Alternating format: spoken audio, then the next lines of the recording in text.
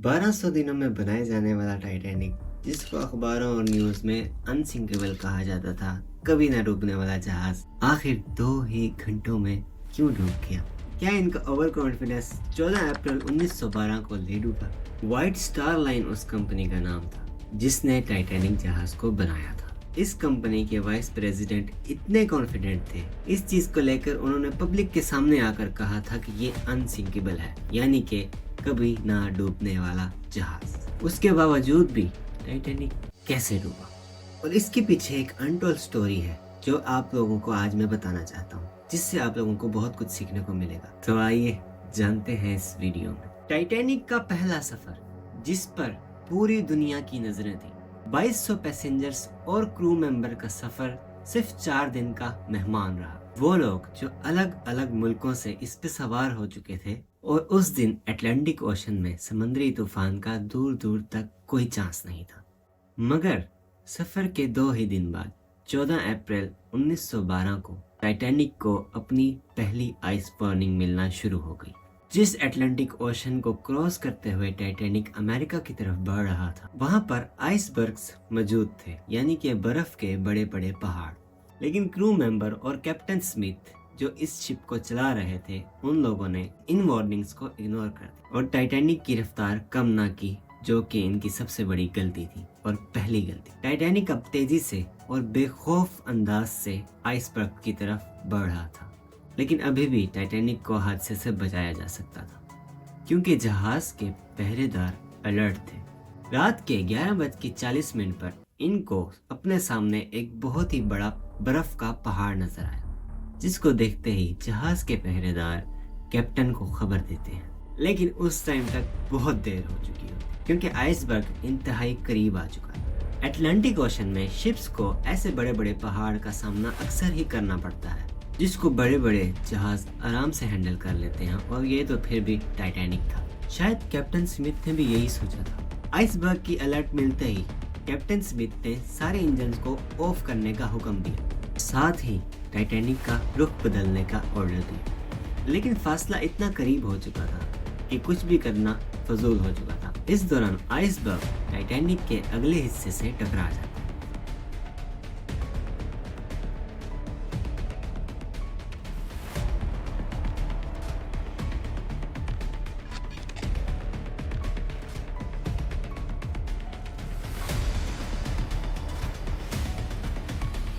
टकराने के बाद नीचे वाले कुछ फ्लोर्स में पानी भरना शुरू हो जाता है, जिसकी वजह से कैप्टन स्मिथ ऑर्डर दे देते हैं कि पैसेंजर्स को जहाज से निकाला जाए। लेकिन इनकी यहाँ पे एक और गलती सामने आती है, लाइफ बोट्स का कम होना। कैपेसिटी टाइटैनिक में 65 बोट्स रखने की थी, लेकिन सिर्फ यहाँ 20 बोट्स रखी गई। जहाज में बैठे पैसेंजर्स की बात की जाए तो उनको डर नहीं लग रहा था। इस रीजन से जब पहली बोट नीचे उतारी गई, उसमें 65 लोगों की कैपेसिटी थी, लेकिन सिर्फ 28 लोग लाइफ बोट्स में गए, because of their over confidence.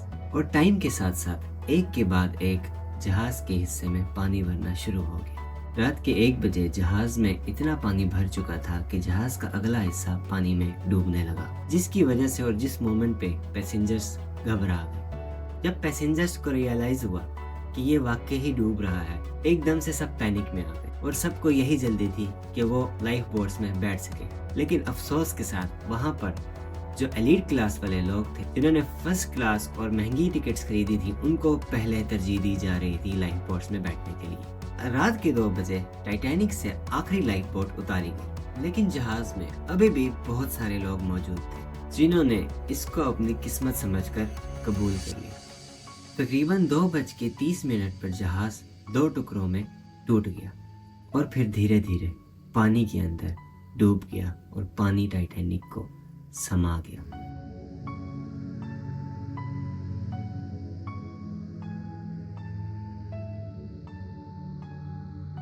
और जो लोग जहाज में मौजूद थे, उनकी बचने की उम्मीद नहीं थी, क्योंकि पानी के टेम्परेचर उस टाइम -2 डिग्री सेंटीग्रेड था। यानी पैसेंजर्स अगर टाइटैनिक से छलांग भी लगाते तो पानी इतना ठंडा था कि बचने का कोई चांस नहीं था, क्योंकि इंसान इतने कम टेम्परेचर के पानी में 30 मिनट से ज्यादा नहीं रह सकता। और यूं ही 3 घंटे भी ना लगे कभी ना डूबने वाले जहाज को डूबने में।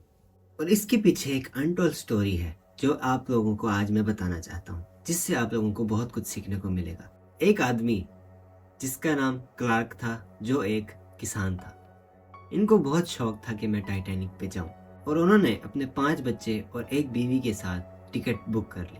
जो उनकी सारी जिंदगी की सेविंग्स और जमा पूंजी थी, वो उन्होंने टिकट खरीदने पर लगा दी, क्योंकि उनको बहुत शौक था कि वो जाएं, टाइटैनिक को देखें। पहली बार उनका ये सफर होने वाला था टाइटैनिक के साथ। 7 टिकट बुक किए और टाइटैनिक की ओर चल पड़े। उसी दौरान उसके एक कुत्ते ने उनके एक छोटे से बच्चे को काट लिया, जिस पे उसकी बीवी ने कहा कि अब मैं तो इसको छोड़कर नहीं जा सकती, आप ऐसा करें कि बाकी बच्चों के साथ टाइटैनिक पर जाएं। क्लार्क ने इस बारे में बहुत सोचा, क्योंकि वो एक शौक भी रखता था। बहुत सोचने के बाद उसने ये फैसला किया, वो भी अपने बच्चे को छोड़कर नहीं जाएगा। जाएंगे तो सब साथ जाएंगे, वरना नहीं जाएंगे। जब टाइटैनिक रवाना हो रही थी तो क्लार्क उसको रवाना होते नम आंखों से देख रहा था। नम आंखों से देखते देखते घर आ गया, और उसी के 5 दिन बाद ये खबर आई कि टाइटैनिक डूब गया है। वो अपने कुत्ते को मिलकर इतना रोया, इतनी खुशी से उसने उसको गले लगाया। ये आपकी सोच। इसीलिए कहते हैं जो होता है अच्छे के लिए होता है। हमें कुछ अच्छा लग रहा होता है, लेकिन वो हमारे लिए अच्छा नहीं होता, और हमें कुछ अपने लिए बुरा लग रहा होता है, और वो असल में इतना बुरा नहीं होता। तो अगर आपको ये वीडियो पसंद आई है तो कमेंट करें, लाइक करें, शेयर करें, और दुआओं में याद रखिएगा। मिलते हैं अगली वीडियो में। अल्लाह हाफिज़।